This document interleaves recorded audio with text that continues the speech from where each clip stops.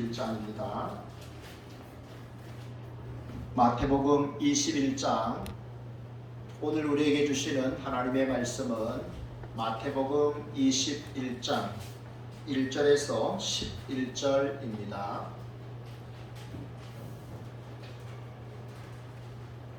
찾으신 줄 알고 제가 봉독을 해드리겠습니다. 마태복음 21장. 그들이 예루살렘에 가까이 가서 감람산 벳박에 이르렀을 때에 예수께서 두 제자를 보내시며 이르시되 너희는 맞은편 마을로 가라. 그리하면 곧 매인 나귀와 나귀 새끼가 함께 있는 것을 보리니 풀어 내게로 끌고 오라. 만일 누가 무슨 말을 하거든 주가 쓰시겠다 하라. 그리하면 즉시 보내리라 하시니 이는 선지자를 통하여 하신 말씀을 이루려 하시니라. 일러스되 시온 딸에게 이르기를 내 왕이 내게 임하나니 그는 겸손하여 나귀 곧 멍에 매는 짐승의 새끼를 닫도다 하라 하였느니라. 제자들이 가서 예수께서 명하신 대로 하여 나귀와 나귀 새끼를 끌고 와서 자기들의 겉옷을 그 위에 얹음에 예수께서 그 위에 타시니 무리의 대다수는 그들의 겉옷을 길에 펴고 다른 이들은 나뭇가지를 베어 길에 펴고 앞에서 가고 뒤에서 따르는 무리가 소리 높여 이르되 호산나 다윗의 자손이여 찬송하리로다. 주의 이름으로 오시는 이여 가장 높은 곳에서 호산나 하더라. 예수께서 예루살렘에 들어가시니 온 성이 소동하여 이르되 이는 누구냐 하거늘 무리가 이르되 갈릴리 나사렛에서 나온 선지자 예수라 하니라. 아멘. 네, 우리 오늘 말씀의 제목을 같이 한번 읽어볼까요? 시작. 주가 쓰시겠다 하라. 주가 쓰시겠다 하라입니다. 여러분 추석 명절 잘 보내고 계십니까? 네, 주의 은혜 가운데 하나님께서 이 땅에 우리 홀로 두지 아니하시고 사랑하는 부모님, 형제, 자매, 자녀들 주신 것을 하나님 앞에 함께 감사합시다. 여러분이 추석 명절에 만났던 사람 중에 누가 가장 기억에 남습니까? 오늘 성경은 한 사람에 관한 이야기입니다. 혹 추석 명절에 내가 이분을 통해서 참 큰 은혜를 입었다. 혹 그런 분이 계시는지 모르겠습니다. 혹은 어떤 TV나 신문이나 어떤 매체를 통해서 여러분이 그런 분을 만날 수도 있었을 것입니다. 오늘 성경은 저 나귀 주인에 대해서 말씀을 합니다. 예수님께서 이제 예루살렘 성에 입성하시는 이런 광경인데요. 예수님이 나귀를 타고 예루살렘 성에 입성하신다는 것은 예수님이 십자가를 지셔야 할 때가 얼마 남지 않았다 하는 겁니다. 예수님의 공생애가 이제 마지막으로 향해 가고 있다는 뜻이지요. 우리는 오늘 성경에 나오는 그 이름도 알 수 없는 저 나귀 주인의 그 모습을 통해서 저분의 모습을 통해서 내가 어떤 모습을 닮아야 할까? 우리가 저 나귀 주인을 통해서 하나님의 음성을 함께 듣는 복된 시간이 되기를 원합니다. 첫째, 저 나귀 주인은 어떤 사람이었는가 하는 겁니다. 같이 읽습니다. 첫째, 이름도 없이 순종한 사람입니다. 여러분, 성경에 예수님께서 이렇게 하신 이런 일 가운데 마태복음, 마가, 누가, 요한복음, 사복음서에 다 나오는 그런 행적들이 몇 개가 있습니다. 그 중에 하나가 오늘 나오는 이 본문입니다. 이 나귀 주인의 헌신, 이 이야기가 사복음서 전체에 기록이 됩니다. 그런데 사복음서 전체를 봐도 이 나귀 주인의 이름은 등장하지 않습니다. 나귀 주인의 이름은 전혀 나오지를 않고 있죠. 이 사람은 끝까지 아무리 성경을 쳐다봐도 이 사람은 무명입니다. 무명, 이름이 없습니다. 여러분 창세기 11장에 나오는 아주 유명한 기사가 있죠. 창세기 11장에는 어떤 내용이 나올까요? 자, 여러분 창세기 11장에는 잘 한번 보십시오. 제가 퀴즈를 낼게요. 자, 제 손을 잘 보세요. 바벨탑입니다. 아셨죠? 11, 그죠? 11 꼭 외워주세요. 네, 11입니다. 이렇게 두 개의 기둥이 하나가 이렇게 되는 거잖아요. 바벨탑 사건인데요. 그 바벨탑을 이제 사람들이 흩어지는 가운데 동방의 신할 평지에 이르게 됩니다. 보기에 좋잖아요, 그죠? 그래서 바벨탑을 쌓죠. 네. 그리고 뭐라고 말합니까? 우리가 이곳에 탑을 쌓고 우리의 이름을 내자라고 이렇게 이야기를 합니다. 근데 하나님께서 그들에게 뭐라고 말씀합니까? 생육하고 번성하고 땅에 충만하라, 땅을 정복하라. 하나님께서 인류의 시조였던 아담과 하와에게 말씀을 하지 않습니까? 생육하고 번성하고 이렇게 인류가 이렇게 퍼뜨려지는 것이죠. 과거에는 대륙에 붙어 있는데 어떤 여러 가지 주변에 지각의 큰 이런 이동으로 인해서 지진 같은 이런 것으로 인해서 대륙이 떨어져 나간 거예요. 자, 그런데 이제 하나님께서 분명히 사람들에게 하시는 그 말씀은 생육하고 번성하고 땅에 충만하라, 땅을 정복하라라고 말씀하셨는데 사람들이 어떻게 합니까? 탑을 쌓고 우리가 이곳에 우리의 이름을 내자라고 하고 그들이 흩어짐을 면하자. 네, 하나님의 뜻과 반대되는 그런 말들을 하고 행동을 한 것이죠. 그래서 하나님께서 하늘에서 지켜보시고 그들의 언어를 혼잡하게 하셨습니다. 언어를 혼잡하게 했다는 것입니다. 제가 옆에 사람에게 물 마시러 갑시다 라고 했는데 이 사람은 어디 갑니까? 삽 가지고 일을 하는 것이죠. 이러면 서로 대화가 안 통하는 것입니다. 내가 좀 물을 좀 주세요 라고 말했는데 이 사람이 어떻게 합니까? 빗자루를 주는 겁니다. 이러면 말이 안 되는 거죠. 그럼 어떻게 됩니까? 말이 통하는 사람들끼리 서로 무리를 지어서 흩어질 수밖에 없는 것이죠. 이게 바로 바벨탑 사건입니다. 우리가 우리의 이름을 내자라고 할 때 문제가 생기는 것입니다. 하나님께서 마땅히 하나님의 형상대로 지음을 받은 우리가 하나님의 영광을 드러내고 하나님의 이름을 높이기 원하셨는데 우리가 우리의 이름을 드러낸 것입니다. 그래서 인류가 문제가 생긴 것이죠. 그래서 언어가 혼잡해 되었습니다. 그래서 여러분이 우리 하은이가 중학교에 가면 이제 영어를 배우지 않습니까? 네, 초등학교 때부터 좀 영어 배우잖아요. 그 다음에 또 어떻게 됩니까? 불어도 배우죠. 프랑스어 배우죠. 독일어도 배우고요. 또 저는 고등학교 때 스페인어를 했는데 스페인어도 배우고요. 또 일본어도 배우고요. 참 많은 언어를 우리가 또 배우게 됩니다. 네, 이것이 바로 인간의 범죄로 인해서 언어가 혼잡하게 되었기 때문에 그런 것이죠. 그런데 하나님의 나라 새하늘과 새 땅에 가서는 언어가 하나가 되는 것이죠. 네, 우리가 다른 언어를 배우지 않아도 하나의 언어를 가지고 사용하게 되는 것입니다. 여러분, 세례 요한은요 이 땅에 살아있는 동안에 참 명언을 하셨는데 세례 요한이 한 명언 중에 그는 흥하여야 하겠고 나는 쇠하여야 하리라 하는 말씀을 하셨어요. 자, 우리 다 같이 한번 해볼까요? 시작. 그는 흥하여야 하겠고 나는 쇠하여야 하리라. 그는 누굴까요? 예수님이십니다. 보라, 인류의 죄를 지고 가는 하나님의 어린 양이로다. 바로 예수님을 말씀을 합니다. 그래서 예수님은 흥하셔야겠고 나는 쇠하여야 하리라 이런 고백을 했죠. 여러분, 우리 일평생에 주의 이름을 높이고 주님의 영광을 높이시고 나의 이름은 감추시는 그러한 삶을 살 수 있기를 축복합니다. 사람들은요 참 작은 일 하고도요 이렇게 자기 이름 크게 나기를 원해요. 어떤 기업체의 한 비서가 방송국을 찾았습니다. 그리고 3천만 원을 내밉니다. 그리고 이렇게 말합니다. 우리 회사 사장님 얼굴 TV에 좀 크게 나오게 해주세요 라고 했더니 담당자가 하는 말이 3천만 원 가지고는 사장님 얼굴을 내줄 수가 없습니다. 이 액수 가지고는 턱없이 부족합니다. 그래도 억대의 돈은 내야 사장님의 얼굴이 나올 수 있습니다 라고 하니까 이 비서가 어떻게 했을까요? 그 돈을 챙겨 들고 돌아갔습니다. 그러니까 뭡니까? 불우이웃을 도우려고 하는 것이 아니고 회사의 이미지, 사장의 얼굴을 드러내기 위해서 한 것이지요. 그런데 그 정도 금액 갖고 안 된다라고 하니까 그냥 들고 간 겁니다. 사람은 작은 일을 하고도 이렇게 크게 뭔가 드러나기를 원하는 이런 모습이 있습니다. 여러분, 그런데 여기 이 사람을 보면요 참 이렇게 결정적인 역할을 했잖아요. 그죠? 결정적인 역할을 했어요. 나귀와 나귀 새끼를 이렇게 하나님 주님께 드리는 거예요. 그리고도 끝까지 이름이 없는 이 사람의 모습을 우리가 볼 수가 있습니다. 우리가 이런 모습을 보아야 됩니다. 내가 어떤 일을 했기 때문에 내 이름이 드러나야 된다. 내가 수고했기 때문에 내게 영광이 돌아와야 된다. 이런 생각은 우리가 버려야 되겠습니다. 디모데후서 3장 1절에 말씀합니다. 이것이 말세의 모습이에요.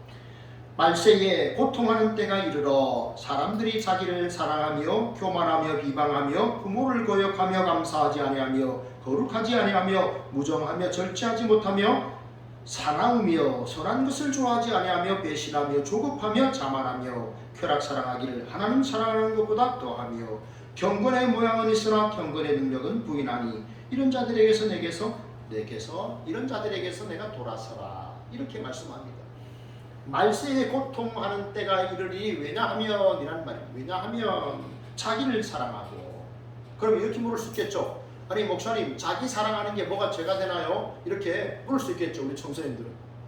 내가 나를 사랑해야지 누가 나를 사랑하겠습니까? 여기 이 자기를 사랑한다라는 말은 이웃은 전혀 생각하지 아니하고 자기 자신의 유익만 사랑하는 겁니다. 추구하는 것입니다. 그것은 분명히 죄가 됩니다. 이웃은 전혀 배려하지 아니하고 오직 자기의 이익과 자기의 목적만 추구하려고 하는 이기적인 이러한 사랑은 분명히 죄입니다. 사람들이 큰 일을 하면서도 그것을 드러내지 않는 사람. 더러 가끔 여러분 뉴스에 보면요, 연말에 보면은 어떤 어느 지방의 어떤 사람이 계속해서 뭐 십수년 동안 계속 무명으로 이렇게 굉장히 큰 후원금을 계속 보내고 있습니다. 자신이 밝혀지지 저런 걸 원하지 않는 거죠. 그리고 꾸준하게 이렇게 그 지역을 섬기는 그런 분들이 있어요.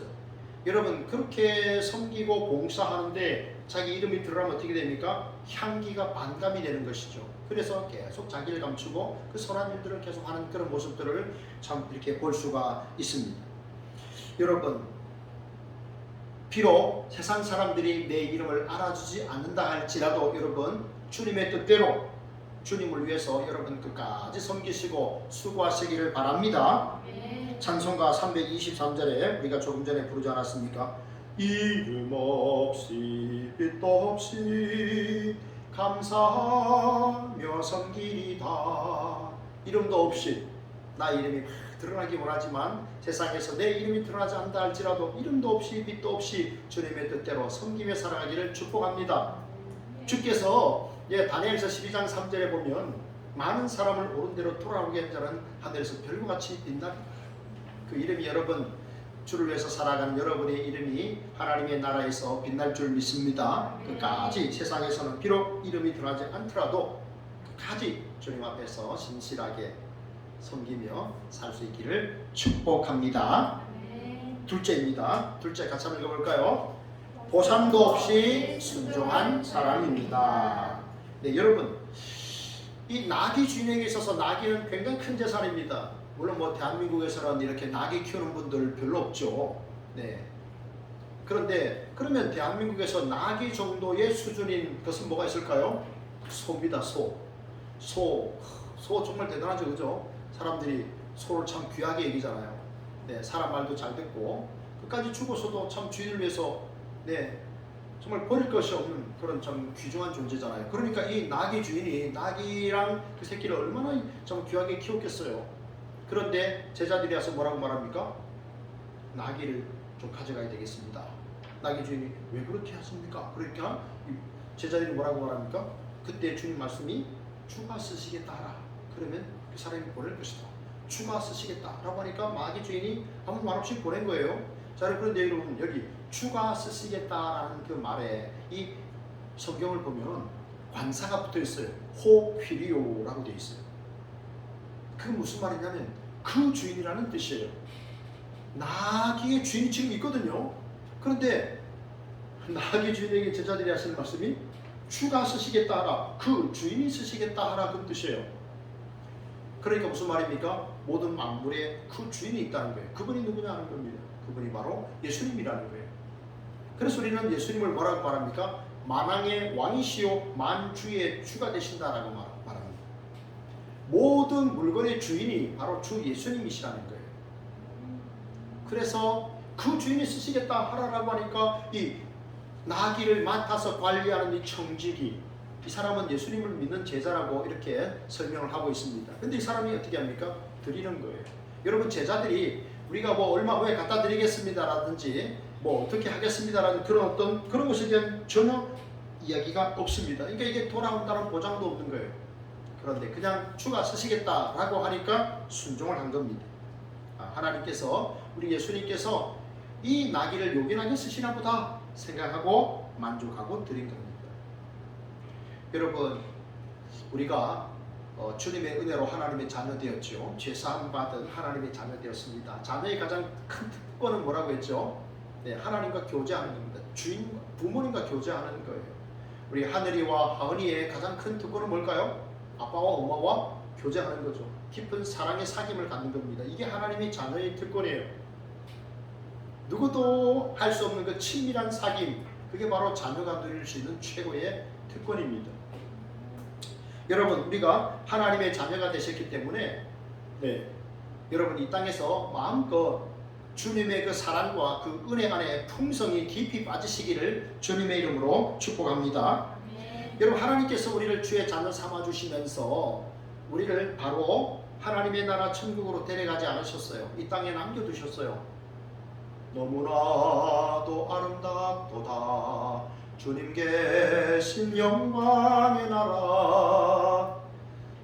그 영광의 나라자, 주님의 그 영광의 나라잖아요. 황금성으로 만들어진 그 예루살렘 성, 도로도 황금으로 깔렸다고 그랬잖아요. 그런데 하나님께서 그 나라로 나를 안 데려가시는가? 왜 나를 이 땅에 놓아주셨는가 하는 거예요. 목적이 있어요. 하나님의 뜻이 계시기 때문에 우리가 여기 사는 거예요. 그저 만난 음식 한 번 더 먹고 편안한 집에서 하룻밤 더 자라고 하나님께서 여기에 남겨두신 것이 아니고 나를 통해 하시고자 하는 하나님의 일이 있는 거예요. 제가 이번 추석에 고향에 가서 제 아버지에게 우리 교회 예수소망교회 9월 기도 달력을 드렸어요. 그리고 저 밑에 보면 아버지 이름이 있어요. 그래서 아버지가 지금 이렇게 살아계시는 것은 우리 교회 성도들 위해서 기도하라고 하나님께서 살게 하시는 줄 믿습니다. 기도해 주십시오 그랬어요. 네. 연로하신 분들이 뭐 청소에 나올 수 있겠습니까? 뭐 어떻게 하겠습니까? 기도하시는 거예요. 하나님과 깊은 교제를 나누는 거예요. 그게 사명이 아니겠습니까? 네, 우리가 사명이 있기 때문에 사는 거예요. 아니면 가장 온전한 나라, 완전한 나라, 그 나라로 하나님이 데려가시겠죠. 그날까지 이 땅에서 하나님께서 나를 통해 하시는 그 일들이 있기 때문에 나를 남겨두신 줄로 믿습니다. 여러분, 마태복음 27장에 보면요, 아리마대 요셉이라고 하는 한 남자가 나옵니다. 사실 이 사람은요, 사내들인 공회의 공의원이었어요. 그런데 이 사람이 어떻게 합니까? 예수님 살아계실 때는 자신이 예수님의 제자라는 것을 겁이 나서 두려워서 드러내지 못했죠. 근데 예수님이 이렇게 십자가에 달리신 이후에 용기를 내어서 그가 본디오 빌라도를 찾아갑니다. 그리고 예수님의 시신을 달라고 이야기합니다. 사내들인 공회의 그 공의회 의원이라는 말은 우리나라 대한민국의 국회의원 이상의 수준이라는 말이에요. 그러니까 이 통치자 헤롯이 본디오 빌라도가 총독이 내어줬죠. 그러시오. 그럼 당신 뜻대로 하시오. 하고 예수님의 시신을 가져왔어요. 그리고 자기의 묘실에 예수님의 시신을 넣은 거예요. 무슨 말이냐면 이 아리마대 사람 요셉은 굉장히 부자였습니다. 그래서 자기가 죽고 난 이후에 내 묘지를 어디에 쓸 것인가 그렇게 해서 미리 다 준비를 한 거예요. 미리 이렇게 동굴, 굴 같은 걸 이렇게 또 파가지고 이렇게 해가지고 시신을 안치할 그런 것들을 다 이렇게 만들어 놓은 거예요. 그런데 그곳에다가 예수님의 시신을 받아서 거기에 자신이 들어갈 그 자리에 넣어드린 거죠. 모신 거예요. 여러분, 그래서 이제 그 이사야서를 보게 되면 여러분 이사야서 53장은 어떤 기록이죠? 메시아의 순환에 관한 기록입니다. 그가 찔림은 우리의 허물을 인함이요. 그게 이사야 53장의 말씀이에요. 그런데 이사야 53장 9절에 보면 이런 기록이 있습니다. 그는 강포를 행하지 아니하였고 그의 입에 거짓이 없었으나 그의 무덤이 악인들과 함께 있었으며 그가 죽은 후에 부자와 함께 있었도다. 아멘. 여러분, 그가 죽은 후에 부자와 함께 있었도다. 메시아께서 죽은 이후에 부자와 함께 있었도다 라는 말은 이 개혁 성경 이전의 성경은 이렇게 기록합니다. 그 묘실이 부자와 함께 되었도다 이런 말이에요. 예수님의 묘실이 부자와 함께 되었도다 하는 말은 예수님이 장사되신 이후에 부자의 묘실에 들어가셨다는 거예요. 이 이사야서 53장 9절의 예언의 말씀이 이 아리마대 사람 요셉의 헌신으로 이게 성취가 된 거잖아요. 그죠? 예, 그렇습니다. 예수님 살아계실 때는요, 사람들이 예수는 메시아가 아니야 라고 말했어요. 그죠? 그래서 뭐라고 말합니까? 나사렛에서 무슨 선한 것이 나오겠느냐? 그 나사렛 촌동네에서 무슨 메시아가 태어나겠느냐? 그렇게 말했어요. 그래서 이 사람은 예수님의 제자, 예수님의 메시아 되심을 고백하지 못했고 사람들에게 담대히 나가지도 못했어요. 그런데 예수님 장사 되신 이후에 이제는 내가 나서야 할 차례다는 그 강한 확신과 그러한 결단이 있었던 것이죠. 그래서 본디오 빌라도에게 시신을 내달라는 거예요.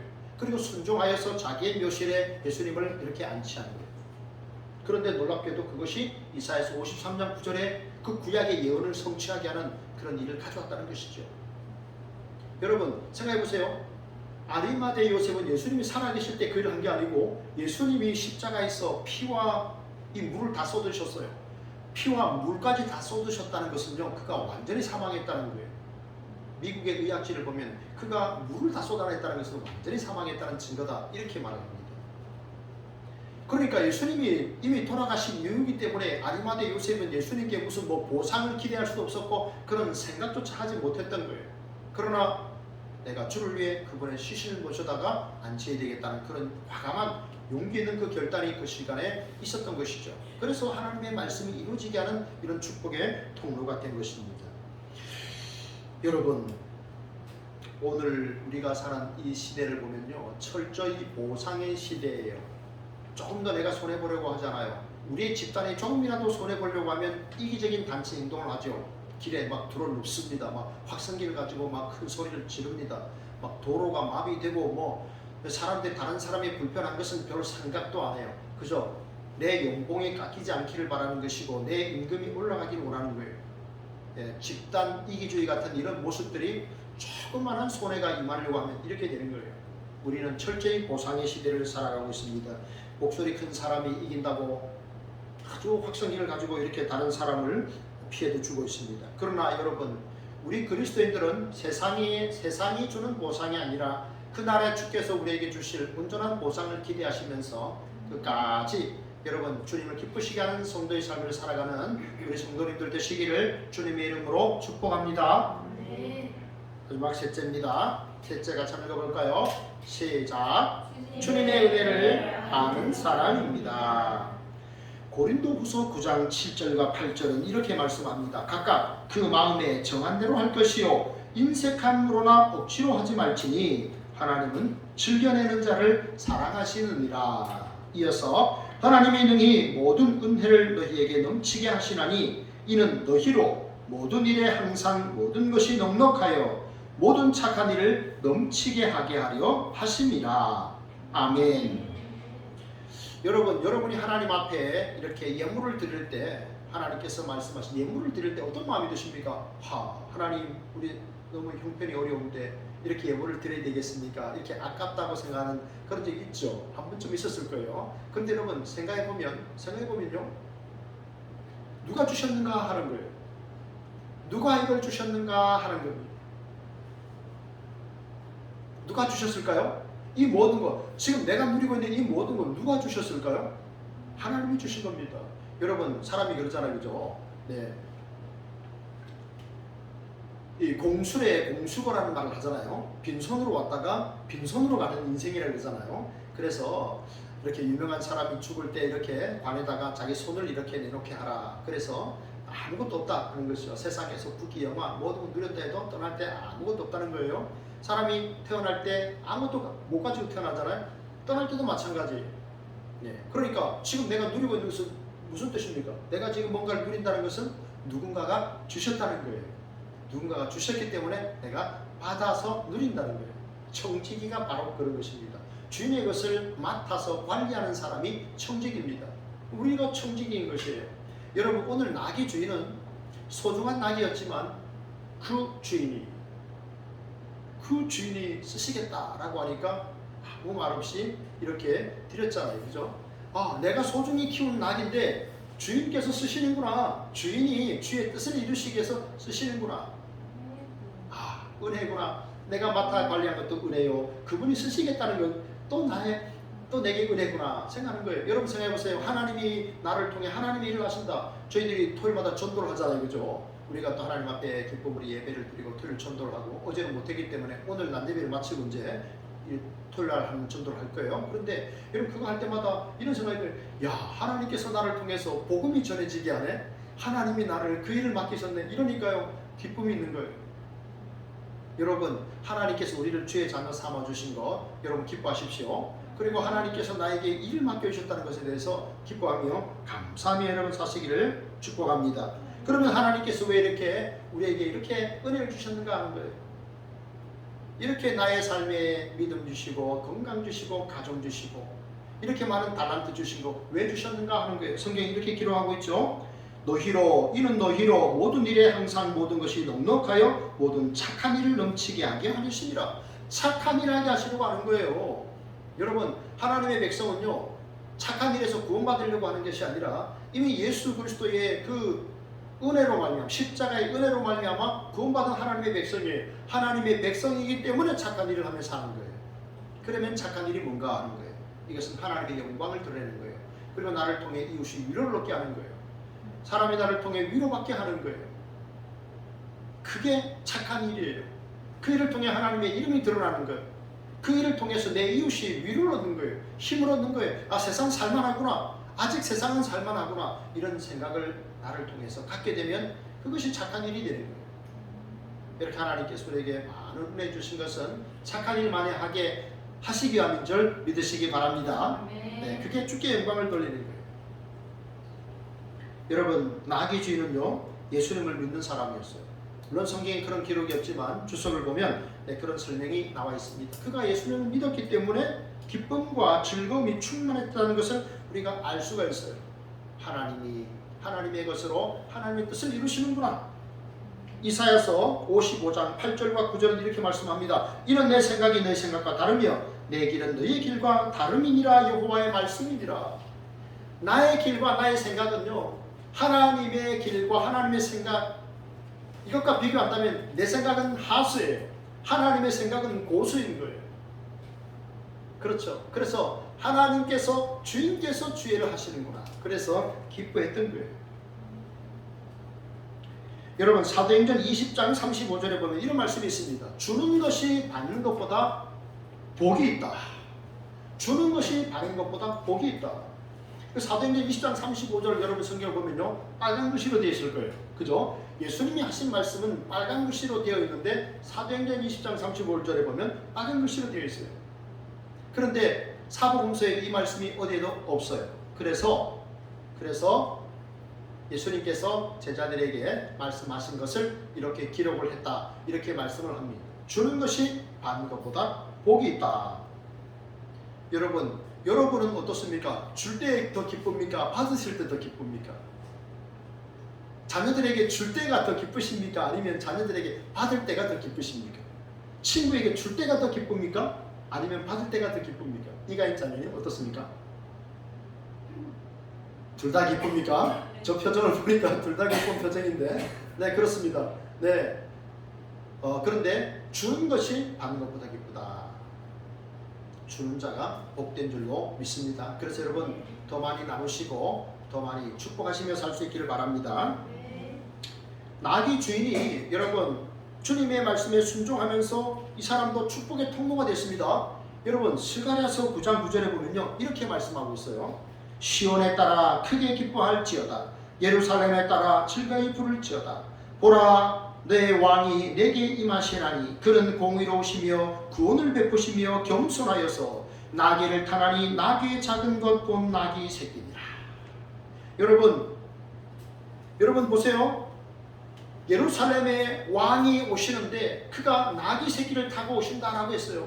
그는 공의로우시며 구원을 베푸시며 겸손하여서 나귀를 타신다라고 했어요. 그분이 누굽니까? 하나님의 아들 메시아 예수 그리스도예요. 그분이 오실 때 나귀 새끼를 타신다라고 성경이 말씀하셨어요.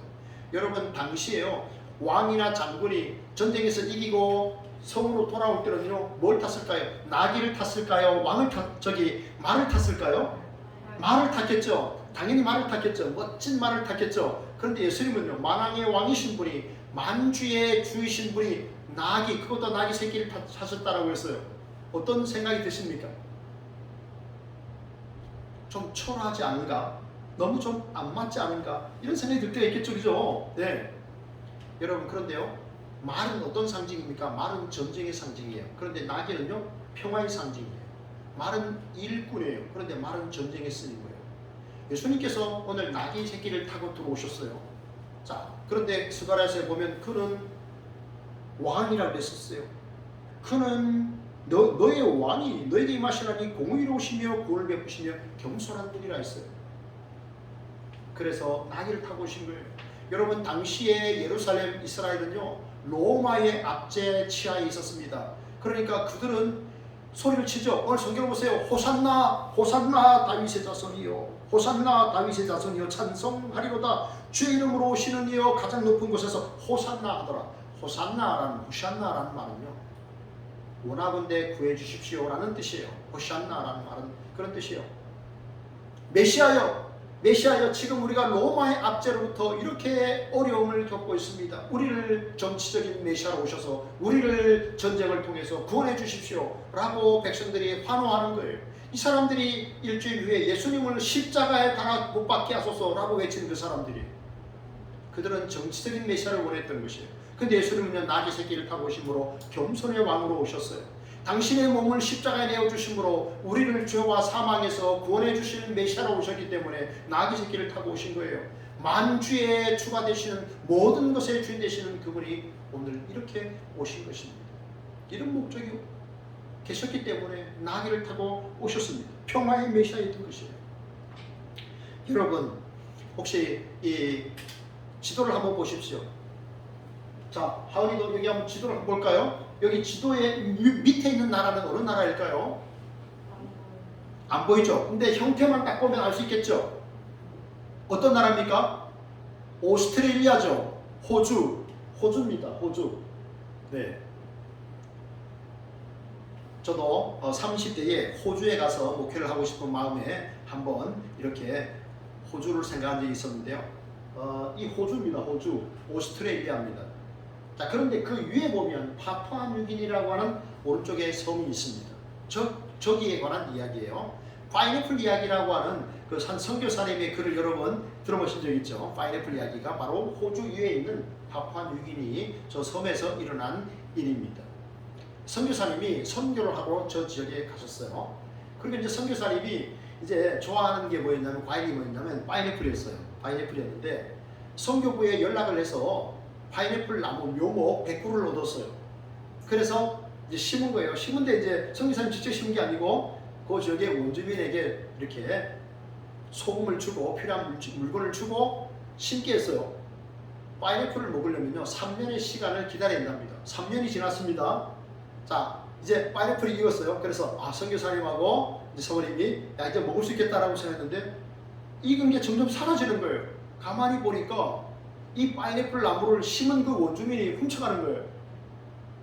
그래서 네가 왜 그러냐라고 하니까, 내가 분명히 너에게 필요한 거 다 주지 않았느냐, 이러한 수고를 주지 않았냐라고 하니까 이 사람이 뭐랬냐면, 정글의 법칙은 심는 자가 먹는 겁니다.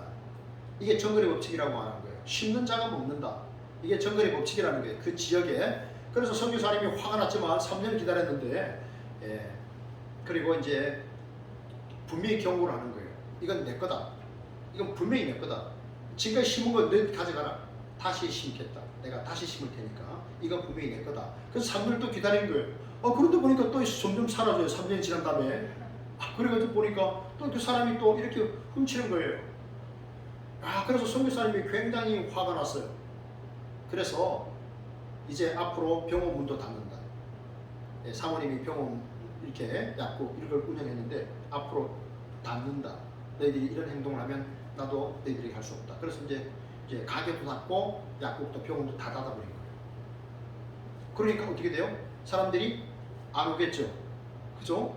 그럼 필요한 걸 다 닫아버리니까 굳이 뭐 선교사님이 계신 이곳에 모여와서 이렇게 집단생활 할 필요가 없는 거잖아요. 다시 이제 밀림으로 들어간 거예요. 그러니까 선교사님 입장에서는 선교하러 왔는데 이게 꼴이 말이 아니잖아요. 그래가지고 다시 열겠다. 병원도 가게도 다 열겠다. 다시 하겠다. 그래서 이제 지역 이 불황민들이 오는 거죠.